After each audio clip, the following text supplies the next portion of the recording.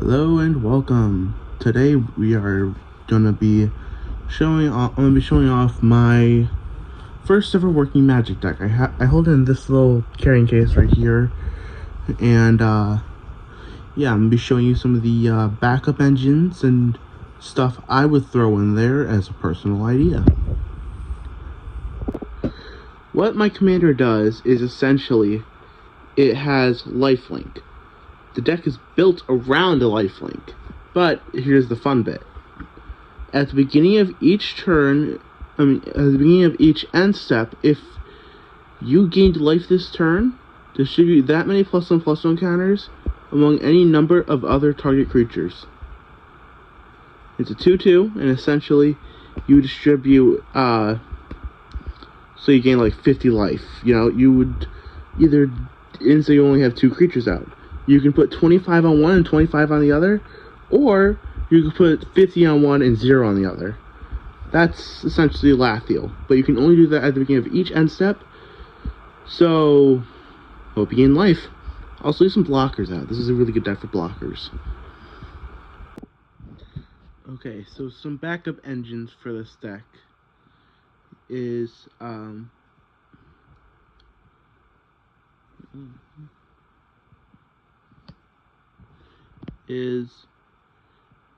Nykthos Paragon. Whenever you gain life, you may put that many +1/+1 counters on each creature you control. You can only do this once per turn. So essentially, it's like Lathiel, except it's a bit more strong. Like, it goes to everyone, except it only happens once instead of every end step. And it's however much life you gained at that time instead of your entire turn.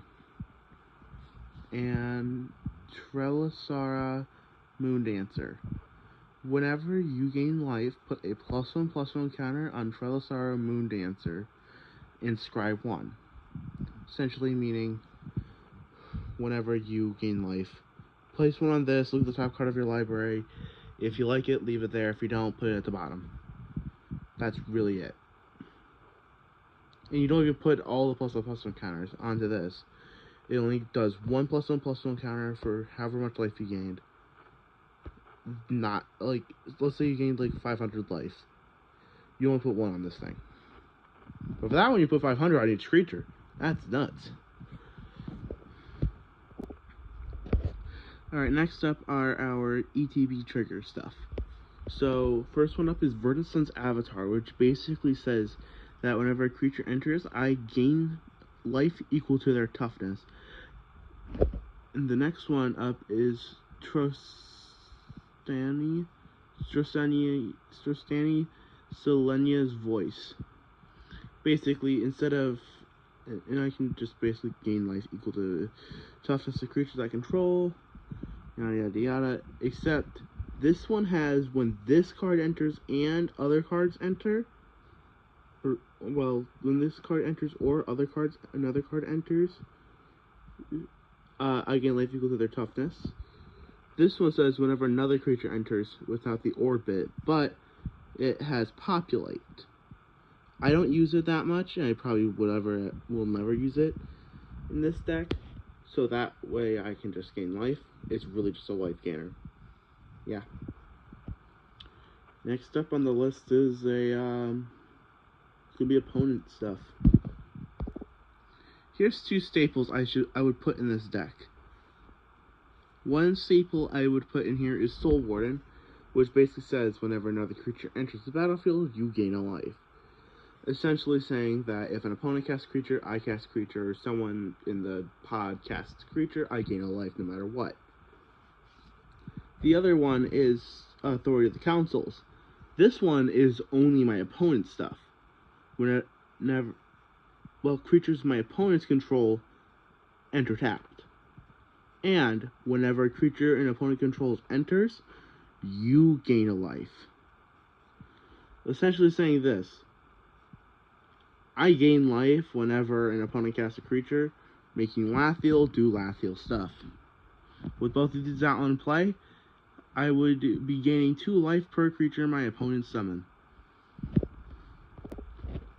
Y'all are gonna call me crazy for having this in here, but Elish Norn, Mother of Machines, doubles my enter the battlefield triggers and halts my opponent. Yeah. When you pull a random, this is basically when you pull a random card from a pack and you throw it in the deck and it works too well. That's essentially this card. But yeah, it's a 5-drop. It's pretty good. Played it a few times. It's hard to come by in this deck. I don't know why. I pulled it a few times, and yeah, it's pretty fun. People always go after this thing. Alright, next up is just ETB triggers for my stuff. Alright, these are all the creature cards that I can play that would basically tell me that I would gain a life every single time a creature came into play. So for this one, whenever another creature you control enters, you gain a life. Obvious. Whenever another creature you control enters, you gain a life. Obvious. Whenever another creature you control enters, you gain a life. Obvious. Except this one has a disturb cost, where if you paid for the disturb bit, hang on, sleeving is hard to do one-handed. You get this, where basically, whenever another creature you control leaves the battlefield, I gain a life. And, if this card would be put into a graveyard from anywhere, exile it instead. Yeah, pretty interesting. Wall of Reverence is Defender and Flying into 4-drop. At the beginning of your end step, you may gain life equal to the power of target creature you control. I think people know why this is in the deck. But what I like to do is I like to use Lathiel's ability. I like to use this ability before Lathiel. So if it was on the stack, it would be this card first, then Lathiel. That's essentially how I would put it. Really would recommend doing it like that. It's been legal in all of the tournaments I go to. Yeah. Good luck with this thing.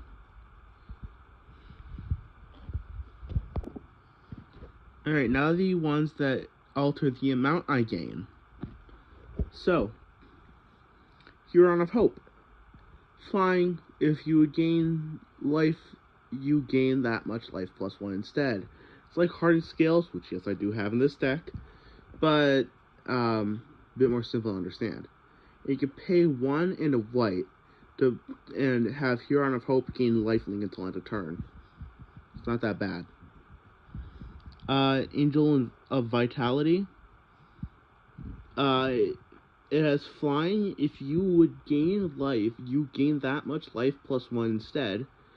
Angel of Vitality gets +2/+2 as long as you have 25 more life. This is a commander deck. I think Angel of Vitality was made for something different. I'm being honest here, because it's a jumpstart card. Yes, I did get a lot of jumpstart around Christmas. Like last Christmas. But, well, it was my dad who got the jumpstart, but still. Yeah. I wish anyone luck whoever tries me against this in this stuff, because man, I got some good cards. Hopefully, I don't know. For some enchantments I would recommend, because there's a lot of like high casting cost stuff in this deck. Enchantment I would recommend is Cryptolith, right? I don't know how to pronounce it. But anyways, it's an enchantment that says whenever... It's an enchantment that says creatures you control have tapped to add 1 mana of any color. That's really it. It's a 2-drop. It's really good. Would recommend in any Magic deck with green and tokens. Alright, Linden the Steadfast Queen. It's a 3-white drop, which 3 white mana really, and is vigilance and says whenever a white creature you control attacks, you gain 1 life. Yeah, you gain a life whenever a creature you control attacks. That's white. not that bad, honestly. But yeah, that's another card. Next up's gonna be artifacts. Pristine Talisman. This artifact has tap to add one colorless mana, and you gain a life. Pretty self-explanatory there, man. It's a 3-drop though, so yeah. Really good art too. I like this. Before any of you all say anything, I got this card for free from my uncle. He gave it to me. Creatures you control have flying, first strike, vigilance, trample, haste, and protection from red and black. And it's called Equipment's Memorial. It's a 7-drop legendary artifact that's a mythic from Magic the Gathering 2013 edition. And essentially, yeah, it's like a $40 card. I'm sorry that I have a $40 card in this deck. It was a good card that I had. It's pretty good. I have it. I've played it a few times. My creatures have gotten nuts. But yeah, it's a pretty good card. Okay, a lot of you guys are going to call me crazy for throwing this in here. Platinum Angel, flying. You can't lose the game, and your opponents cannot win the game. It's a 4/4 creature that's a 7-drop as well. I put it in here because I needed a way to get my creatures bigger. And plus, besides, with Lathiel's ability, I think we can go nuts. And be hard to take down. Unless someone pulls like a Farewell, which is in the deck. A Farewell is in this deck. I threw it in here. My uncle gave me the Farewell. And Source Plowshares. God, I got a lot of removal in this deck. Anyways, yeah. That's the card. Pretty good. Alright, Garruk's Uprising. See, 3-drop enchantment that I got from the Foundation set that says when this enchantment enters, if you control a creature with power 4 or greater, draw a card. Creatures you control have trample, and whenever a creature you control with power 4 or greater enters, you get to draw a card. Pretty good card draw, I'd say so myself. Alright, so these 3 cards right here. Inok Bondkin, Abzan Battlepriest, and Longshot Squad. Each of them give all my creatures different abilities. Abzan Battlepriest has Outlast and gives all creatures +1/+1 counters I control with give them all lifelink. Essentially, all creatures I control with +1/+1 counters lifelink. Same here, except this one gives them all first strike. And same with Longshot Squad, except this one gives them all reach. Yeah, I'm proud of this deck. Some of the more later cards I threw in here are the Wind Crystal and the Earth Crystal, which essentially do this. I can give a creature I control flying and lifelink until end of turn. I can gain twice as much life that I would gain twice as much life, and all my white spells would cost 1 less to cast. This is not this, or this. It's all of them. Except, I have to pay mana for the last one. It's a 4 mana, 4 colorless, and 2 white. Up there, it costs 2 colors and 2 white. Over here, it does basically the same thing this one does, except it does this. Except, green spells you cast cost 1 less to cast. If one or more +1/+1 counters you put on a creature, you twice that many +1/+1 counters to put on that creature instead, and I can distribute 2 +1/+1 counters among 1 or 2 creatures I control that have, and I have to pay 4 mana and 2 green for that ability.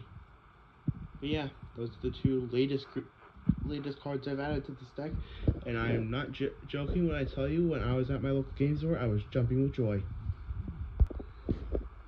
Reluctant Role Model. It's 2-drop, 2/2, that has basically this. Survival. At the beginning of your second main phase, if selected role model is tapped, put a flying, lifelink, or +1/+1 counter on this creature. Whenever elected role model or another creature you control dies, if it had counters on it, put those counters on up to one target creature. Get this thing hexproof, indestructible, fast as you can. Give it first strike, whatever you can. Make sure this thing doesn't die. It's basically the Ozolith. Alright, so here's all the cards that I have in this deck that trigger at my upkeep. So, we have Celadar Sovern. Sovern. I have no clue how to pronounce that, but it has Vigilance and Lifelink. And at the beginning of your upkeep, if you have 40 or more life, you win the game. This was clearly made for, what's it called? Standard. This was clearly made for Standard Edition, or Standard Magic the Gathering games, but I threw in here because I could. Nyx Fleece Ram, and it says at the beginning of your upkeep, you gain a life. That's it. Basically, I just gain a life every upkeep. And this one, Primordial Hydra, I love this card.